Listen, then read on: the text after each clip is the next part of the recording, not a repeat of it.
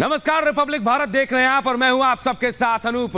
नमस्ते भारत की शुरुआत करेंगे और सबसे पहले बात अरविंद केजरीवाल से जुड़ी बड़ी खबर की। जी अरविंद केजरीवाल से जुड़ी बड़ी खबर यह कि आज एक बार फिर अरविंद केजरीवाल को कोर्ट में पेश किया जाएगा क्योंकि उनकी ईडी रिमांड आज खत्म हो रही है। तो ईडी की रिमांड आज खत्म हो रही है और एक बार फिर अरविंद केजरीवाल को कोर्ट में ईडी पेश करने वाली है। तो दूसरी तरफ यह भी कहा जाए कि अरविंद केजरीवाल जो है बड़ा खुलासा कर सकते हैं। कल सुनीता केजरीवाल जो उनकी पत्नी है उन्होंने प्रेस कॉन्फ्रेंस कर बताया कि अरविंद केजरीवाल कोर्ट में बताएंगे जो कथित घोटाला है, कथित पैसा जो है शराब घोटाले का, आखिर वो गया कहां और कहां ये पैसे हैं। तो अरविंद केजरीवाल देखिए आज एक बार फिर ईडी कोर्ट में पेश किए जाएंगे।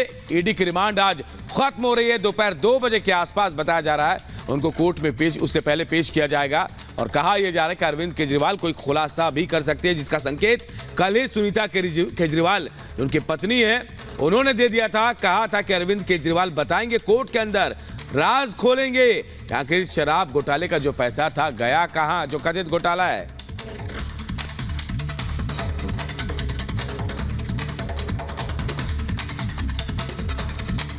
अरविंद केजरीवाल की मुश्किलें यहीं कम नहीं हो रही है। एक और दूसरी याचिका है जो हाईकोर्ट में दाखिल की गई जिस पर आज सुनवाई होने वाली है।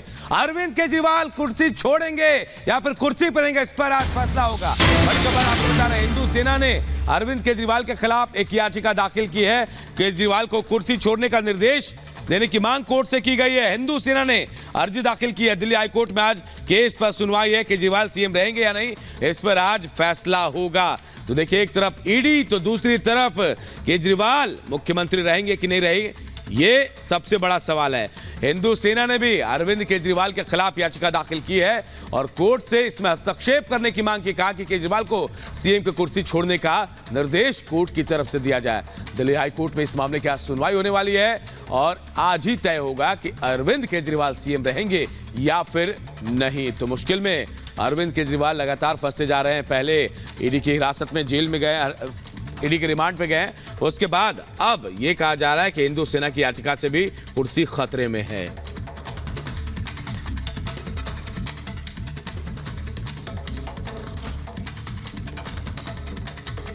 तो अरविंद केजरीवाल की मुश्किलें कम नहीं हो रही है। एक तरफ देखिए आज ईडी की रिमांड की अवधि खत्म हो रही है तो दोपहर 2 बजे से पहले अरविंद केजरीवाल को ईडी कोर्ट में पेश कर सकती है। और दूसरी तरफ यह भी कहा जा रहा है कि अरविंद केजरीवाल बड़ा खुलासा कर सकते हैं। वो बता सकते हैं कि आखिर शराब घोटाले से जुड़ा जो पैसा था गया कहां। इस बात के संकेत कल ही सुनीता केजरीवाल ने दे दिए थे। तो और एक अपडेट इस मामले में यह कि हिंदू सेना ने जो याचिका दाखिल की थी कुर्सी छोड़ने को लेकर, उस पर भी आज सुनवाई है। इससे जुड़ी एक रिपोर्ट आप सबको दिखाते हैं।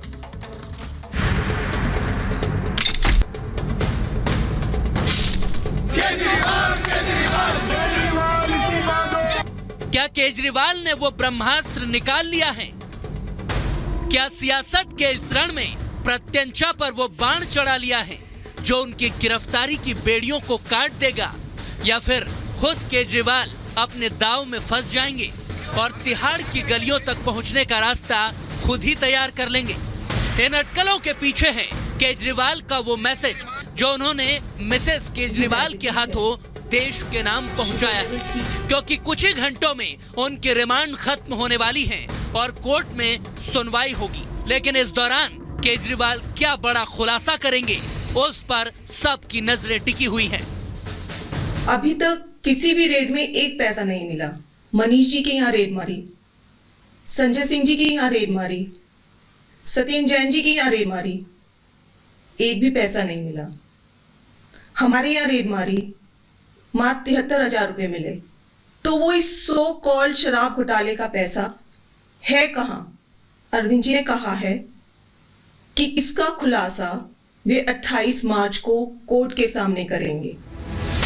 सुनीता केजरीवाल उसी कुर्सी और मेज पर ये मैसेज दे रही थी जहां से अरविंद केजरीवाल दिल्ली वालों को संबोधित किया करते थे। तो क्या उनका ये संकेत है कि अब सुनीता ही केजरीवाल की सत्ता संभालेंगी? क्योंकि दिल्ली हाईकोर्ट ने अरविंद केजरीवाल के बाहर आने के रास्तों पर फिलहाल फुल स्टॉप लगा दिया है। लंबी सुनवाई और दलीलों के बाद हाईकोर्ट ने केजरीवाल को अंतरिम राहत देने से साफ इनकार कर दिया। अब तो ये स्पष्ट है केजरीवाल भ्रष्ट है। जिस दिन माननीय न्यायालय ने जब ये दोबारा गए थे और उसी दिन स्पष्ट कर दिया था कागज देखने के बाद कि जाइए जांच में सहयोग कीजिए। उसी दिन तय हो गया था कि अरविंद केजरीवाल की भूमिका इस पूरे घोटाले में क्या है और जिस तरह का प्रपंच आम आदमी पार्टी के नेता रच रहे हैं, जैसे जैसे इसकी पट्टी खुलती जाएंगी इन सबको मोदी खाना भी भारी पड़ने वाला है। करप्शन के इस खेल में अब गिरफ्तारी, रिहाई और इस्तीफे की लड़ाई चल रही है। बीजेपी कुर्सी छोड़ने के लिए दबाव बना रही है तो केजरीवाल हर उस दरवाजे को खटखटाना चाहते हैं जहां से वो बाहर आ सकते हैं। इसीलिए तो दिल्ली हाई कोर्ट में दाखिल अपनी याचिका में अरविंद केजरीवाल ने क्या कुछ दलीलें दी और उसके बाद सुनवाई के दौरान दिल्ली हाई कोर्ट ने उस पर क्या टिप्पणियां की। अब जरा उसे भी तफसील से जान लीजिए कि आखिर कोर्ट रूम में क्या कुछ हुआ। केजरीवाल के वकील ने उनकी ओर से दावा किया कि गिरफ्तारी ने मेरे आधारभूत और मानवाधिकारों का हनन किया है, जिस पर कोर्ट ने टिप्पणी करते हुए कहा कि न्याय का तकाजा है कि कोर्ट सभी पक्षों को पर्याप्त मौका दे। इसके बाद केजरीवाल के वकील की ओर से दावा किया गया कि ईडी मेरे खिलाफ अपराध साबित करने में नाकामयाब रही है। तो कोर्ट ने एक टिप्पणी की कि हो सकता है ईडी के पास नए सबूत हों जो पेश किए जा सकते हैं। बिना पूछताछ के गिरफ्तारी की कार्रवाई राजनीति से प्रेरित है, ये केजरीवाल के वकील ने कहा। कोर्ट ने एक टिप्पणी की कि गिरफ्तारी की वैधता पर बिना विचार किए रिहाई पर कोई फैसला देना संभव नहीं है। केजरीवाल ने एक और दलील दी कि ईडी की कस्टडी से मेरी तुरंत रिहाई हो और रिमांड को भी रद्द कर दिया जाए। तो दिल्ली हाई कोर्ट ने टिप्पणी की कि हिरासत से रिहाई पर फैसला लेना जमानत देने जैसा होगा और ये वो फिलहाल नहीं कर सकते। यानी हाई कोर्ट ने केजरीवाल की ओर से उनके वकील की दलीलों को सुनने के बावजूद राहत देने से इनकार कर दिया, क्योंकि ईडी ने जवाब देने के लिए 3 हफ्तों का समय मांगा था। हालांकि ईडी से 2 अप्रैल तक कोर्ट ने जवाब मांगा है, जिसके अगले दिन यानी कि 3 अप्रैल को फिर दिल्ली हाई कोर्ट में इस मामले पर सुनवाई होगी।